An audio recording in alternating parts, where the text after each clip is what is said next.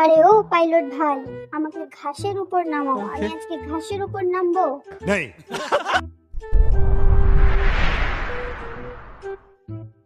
তো বন্ধুগণ, তোমরা সকলেই বাড়িতে ঘুমাও, তাই না?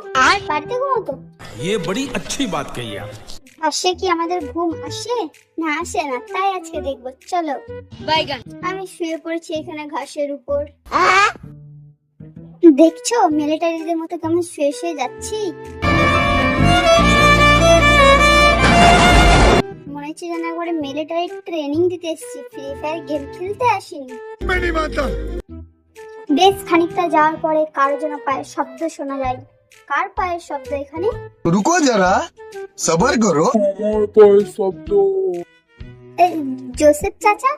না না না, দাদু, জোসেফ দাদু, আপনি এখানে?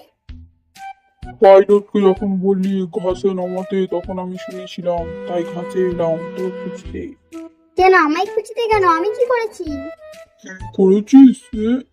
ইয়াল্লে আরে দাঁড়াও দাঁড়াও জোসেফ দাদু, তোমাকে স্কাইলারের ব্যাপারে একটা কথা বলার আছে। अरे झूठ बोल रहा है, ये झूठ बोल रहा है। শোনো আমার কথাটা একবার, উঠতে দাও।